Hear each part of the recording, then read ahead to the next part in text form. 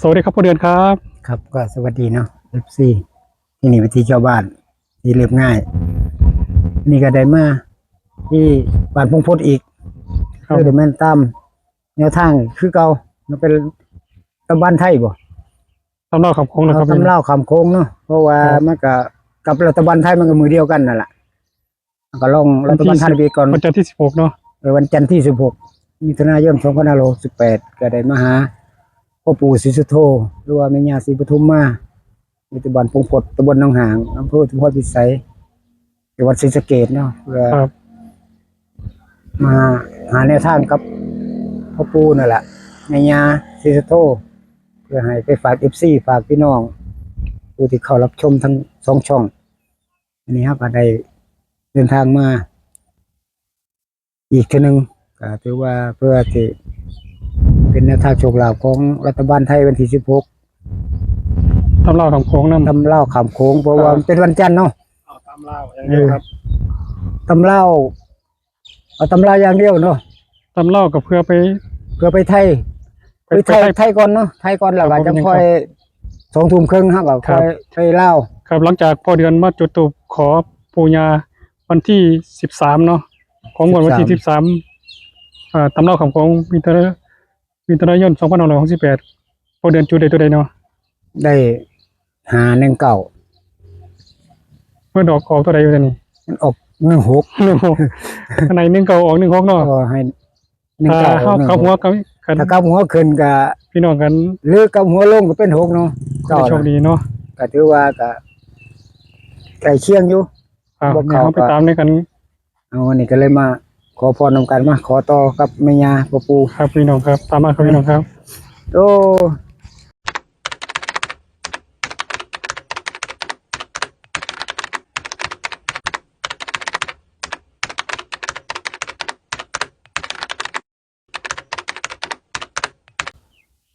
ครับพี่น้องครับเป็นบรรยากาศสดๆนะครับพี่น้องครับเราจะมาตามต่อนะครับพี่น้องครับตามเราข้ามโค้งหรือเขาจะไปรัฐบาลไทยคนกระไดครับพี่น้องครับวันที่16มิถุนายน2568ครับพี่น้องครับที่ลานปูศรีโตมิยาที่ปทุมมาที่บ้านพงพดนะครับพี่น้องครับตำบลหนองหางอำเภออุทุมพรพิสัยจังหวัดศรีสะเกษเราได้มาอีกครั้งหนึ่งนะครับพี่น้องครับหลังจากพ่อเดือนคนฟันแม่นนะพี่น้องครับได้มาตามวันที่13มิถุนายนนะครับพี่น้องครับจุดทูบได้519ครับพี่น้องครับเขาเป็น6เป็นเก่าคนนะก็เข้าก็ถือว่าเขาเนาะ1619ครับพี่น้องครับเข้าเต็ม2ตัวนะครับพี่น้องครับวันนี้เขาก็มาขอเพื่อเป็นแนวทางไปฝาก FC ครับพี่น้องครับวันที่16มิถุนายน2568ครับพี่น้องครับเอาพี่น้อง FC สิไปตำไทยก่อนเนาะครับขอไทยออกก่อนนะครับพี่น้องครับพี่น้องเขามาแล้วก็ฝากกดไลค์กดแชร์หน่อยด้วยครับเด้อพี่น้องครับเพื่อเป็นกำลังใจ2 ช่องเฮานะครับพี่น้องครับวิธีเรียบง่ายเลยวิธีชาวบ้านเฮานะครับพี่น้องครับจะได้ไปตามแนวทางดีๆไปฝาก FC นะครับพี่น้องครับถ้าพี่น้องเห็นพี่น้องมักพี่น้องก็ตามเนาะพี่น้องบ่มักพี่น้องก็ผ่านจะว่ากันเนาะครับพี่น้องครับพอเดือนหรือเฮา2 ช่องเขาก็บ่ฮู้ดอกครับพี่น้องครับว่าเลขสิออกตัวใดแต่เราก็จะทำให้ดีที่สุดนะครับพี่น้องครับอยากให้พี่น้องถือ3 ตัวตรงๆทุกงวดแล้วครับพี่น้องครับเอามาตั้งจิตอธิษฐานไปพร้อมๆกันครับพอเดือนครับพี่น้องครับ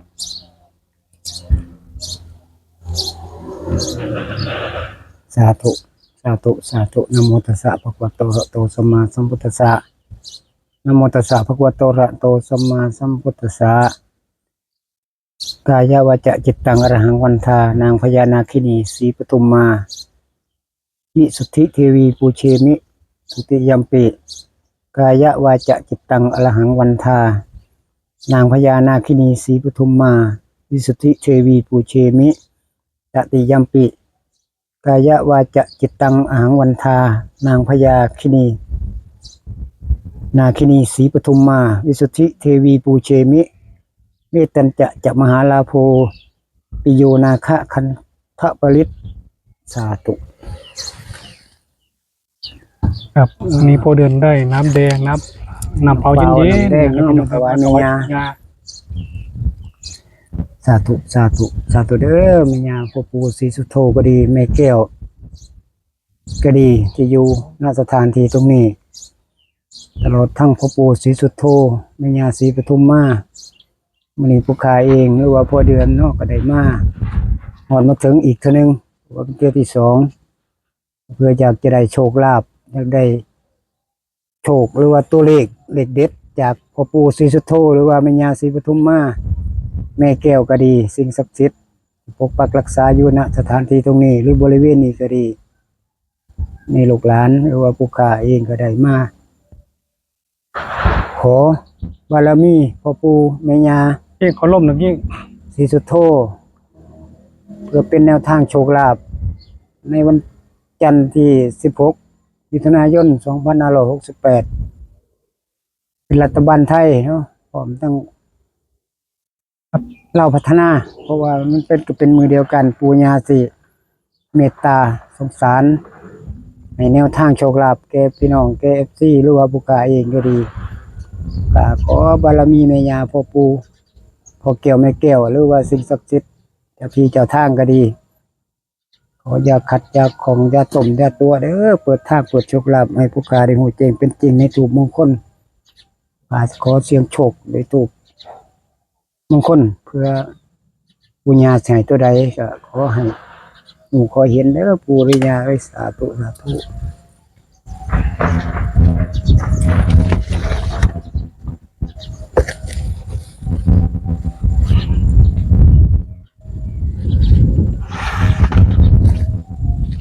ครับพี่น้องครับเข้ามาลงทูบ ได้แล้วเนาะ ลงกันครับพี่น้องครับ ลมแห้งคนนี้ ล่มหัวล่มแห้งครับพี่น้องครับ นี่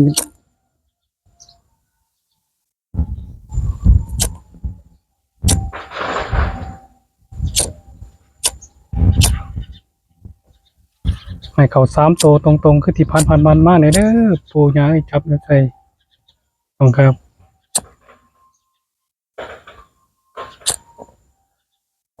ปล่อยเขา2 ตัว 3 ตัวตรงๆเนาะปู่เดือนเนาะ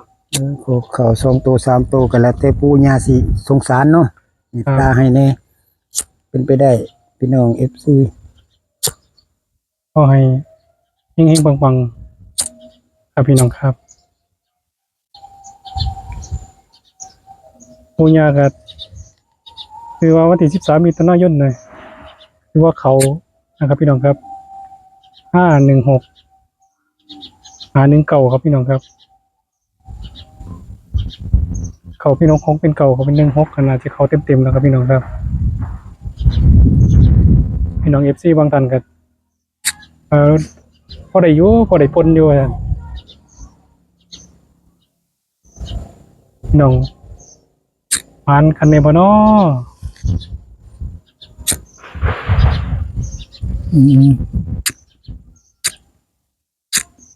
ให้หยุดนะลมเอ้ยจะเข้า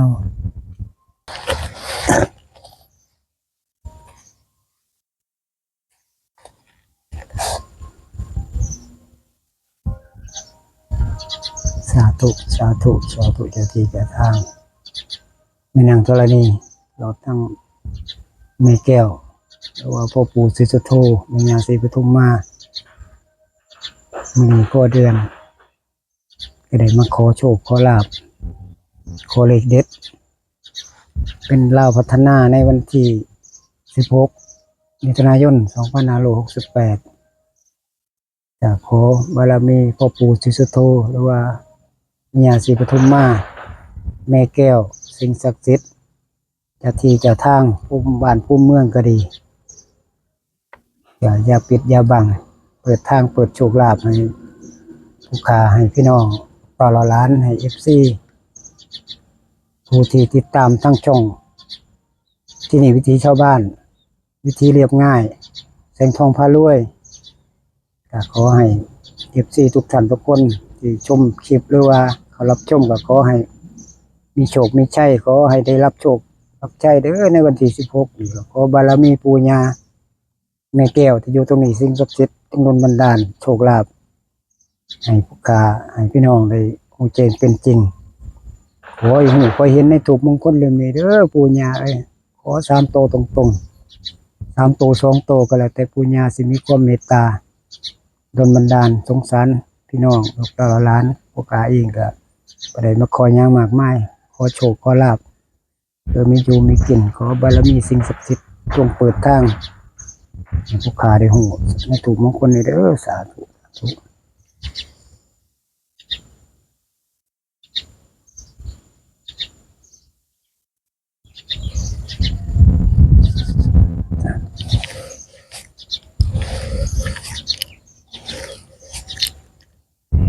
สาธุรอลุ้นตัวเลขน้ำกัน อันนกพี่นะครับประเด็นครับ เพื่อ FC เพื่อพี่น้อง เลยเนาะมื้อนี้มี มื้อนี้เนาะ ได้ ว่าได้ เดิน มา ทางมาอีกครั้งหนึง เป็นมาอีกตัวหนึ่งเมื่อว่าวันที่13ที่ผ่านมากะตัวเลขถึงมันบอกเขามันกะว่าใกล้เคียงเนาะ คือว่าเขาแล้วครับ บางผ่านบางคนถ้าเขามีทุนแน่เขาก็อาจจะได้แน่ยาดอกเล็กๆน้อย ครับคือว่าเขา ๆ เพราะว่าในคลิปเขาก็บอกว่าฮกเป็นเขาเป็นฮกอยู่ เขาก็พกตัวเดียวกัน ครับ กับหัวขึ้นกับหัวลง ครับ เนาะ ผม แต่ว่า แม่น สำหรับผู้ใดเขามีทุนมีหยังเขาก็อาจจะพอได้แน่อยู่เล็กๆน้อยๆก็แสดงความดีใจนํสำหรับผู้ที่ได้เนาะผู้ที่ยังบ่ทันได้ก็ให้กำลังใจ ครับพี่น้องครับต้องท่านเขามาใหม่ก็ต้องเบิ่งไปก่อน เบิ่งไปก่อนศึกษาไป เบิ่งเพื่อความเปิดเพื่อน เบิ่งเพื่อความเปิดเผย เพื่อความสนุกสนาน บ่ต้องลงทุนดอก เ เบิ่งไว้ซื่อ ครับพี่น้องครับ บ่เป็นหยัง เพราะว่าที่ผ่านมาเฮาเคยมาขอก็มีเขามีรถเป็นเรื่องปกติ โอ้ เนาะ มีเขามีรุดเนาะ แต่ว่าปู่ย่าเคยให้3ตัวเด้ แต่3ตัวก็เคยให้มาแล้วเนาะอยู่นี่ คือให้เขา3ตัวแต่นี่เขามาแล้วบ่แม่นว่า เขามาแล้ว ผ่านมาเลยครับพี่น้องครับยังเคยมาขอเนาะเพิ่นก็เคยให้นะ เคยให้เคยได้มาเนาะ ครับผม แต่ว่ามาเทื่อนี้ก็ไปให้คือเก่าล่ะ แม่นครับ ถ้าทูบแตกมือได้บ่ใครผ่านปานใดเนาะ บ่ค่อยพลาดเด้เพียงแต่ว่าเฮา ครับพอเดือนฝันได้บ่ครับผมก่อนสิมาหาปู่ย่า ฝันว่าเด็กน้อยเห็นเด็กน้อย อืม เด็กน้อยมันลงเล่นน้ำ ครับ เด็กน้อยโอ้หลายคน4-5คนบ่ละมันลงเล่นน้ำเล่นขึ้นเล่นลงอยู่นั่นล่ะ โอ้ กระโดดขึ้นกระโดดลงอยู่นั่นในน้ำหน้าว่าก็มีคนหลาย ครับ คนเพิ่นไปหาปูหาปลาในวันแหวันหยังในคลองน้ำน่ะ ครับ ก็เลยว่าเด็กหน่อยคันว่าน้ำมันเป็น3น้าผมคิดว่าถ้าแป้นะ เดี๋ยวค่อยรุ่นเน็ตเล็ก รุ่น เนาะ รุ่นเล็กทูบน้ำกัน พี่น้องครับเดี๋ยวจะค่อยมา จะค่อยมาส ถาม รุป ความฝั เนาะ นพอเดือนเนาะ เอาเขาจะค่อยสรุป ครับพี่น้องครับรุ่นตัวเลขกันด้วยกันครับพี่น้องครับตัวเลขน่าจะเป็น7ครับพี่น้องครับ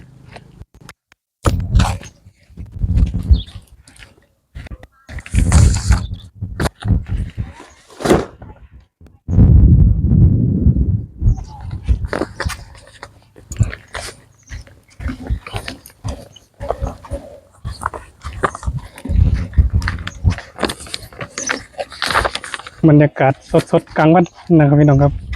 เดือดจ้าซะเหลือเกินครับพี่น้องครับ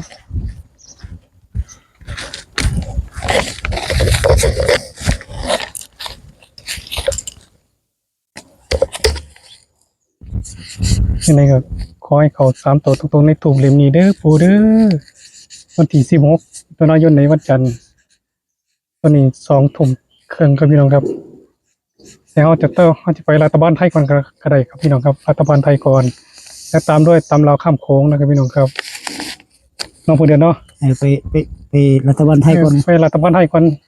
ส่ง4 โมงแรง 4 โมงแรง4 ทุ่ม 2 ทุ่มก็ห้าม ค ขึ้นตำเล่าวเนาะ ไปตำลาวก็พอมีทุนไหม ค่อยเขารัฐบาลไทยก่อน ในทอรัฐบาลไทย จะได้มีทุนไปตามรัฐบาลลาวเนาะ ยังจะมีทุนโตของรัฐบาลลาวหรือว่าตำลาวในวันที่16นี่8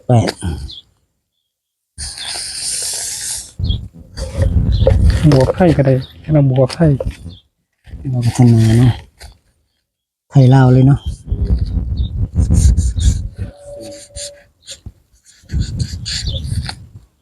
แม่นบ่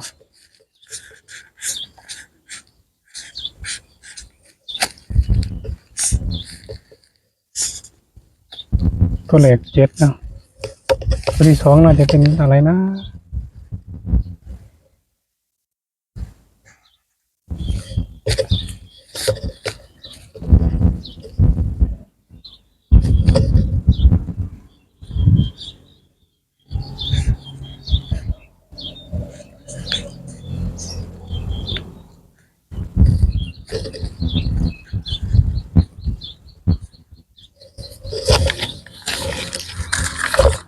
ดีบ่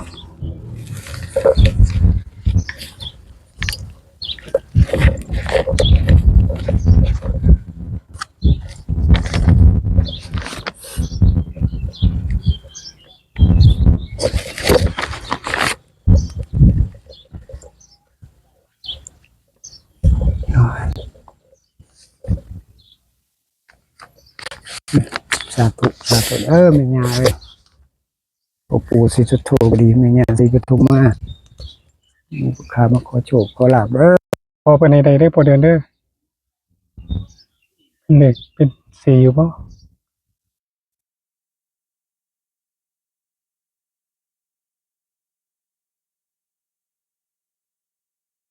อืมงามนะส่วนมากตำเรานี่มีแต่รัก6รัก7เนาะตั้งหลังมาเนี่ย6อีกว่าแท้ทุกงวดเออ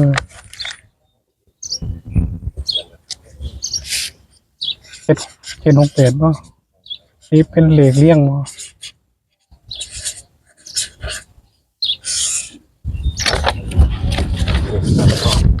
วันนี้ชัดเจนครับพี่น้องครับทุบโป๊ะเสียงเนาะให้ชัดเจนเลย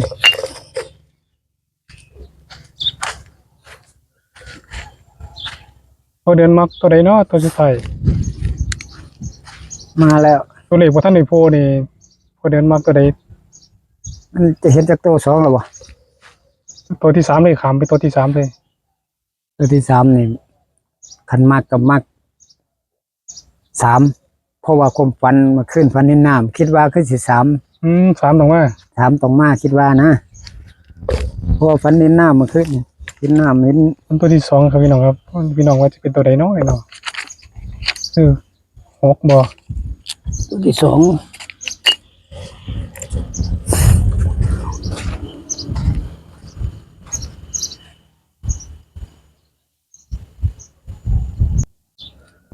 ครับพี่น้องครับพี่น้องจะได้ลงทุนน้อยลงเด้อครับพี่น้องเด้อปูญาเพิ่นให้2ตัวแรก77ครับพี่น้องครับ77โอ้ส่วนตัวเดิม773เหมือนพอเดือนว่าบ่น้อย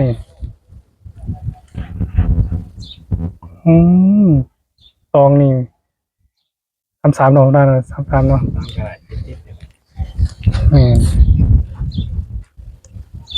ครับพี่น้องก็จะได้ลงทุนน้อยลงครับพี่น้องครับคุณตัวที่ซับพอเดือนบอกว่ามัก3แห้งมาสั่นจะเขาครับตรงครับความฝันของพอเดือนบ่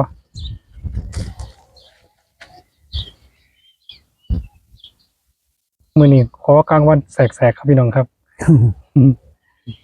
ต้นเทียงเลยเนาะ ครับกลางวันเที่ยงๆนะครับพี่น้องครับพอดีปุญญาเป็นพักกินเขาวกินน้ำพอดี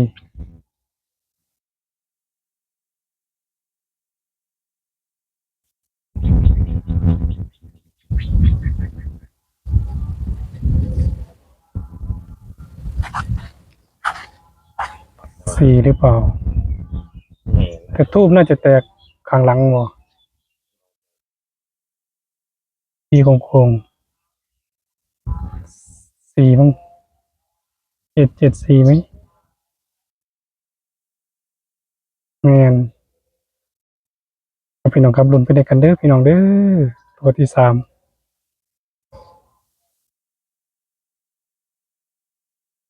บรรยากาศปลอดโปร่งครับพี่น้องอากาศปลอดโปร่งสี่ระเก้งสี่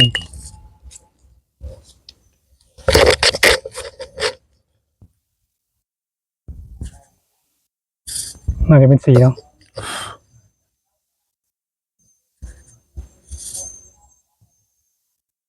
กำลังตัวสุดท้ายไปด้วยกันครับพี่น้องครับ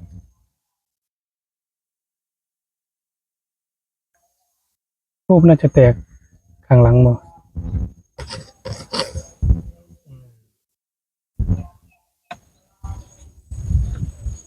โอ้ยงามมากเลย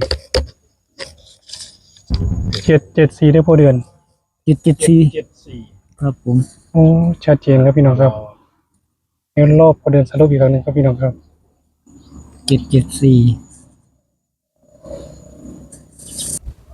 ครับพี่น้องครับหลังจากพอเดือนจุดทูปมงคลจุดทูปเสียงใต้ขอปู่ศรีสุโธมีญาณศรีปทุมมานะครับพี่น้องครับ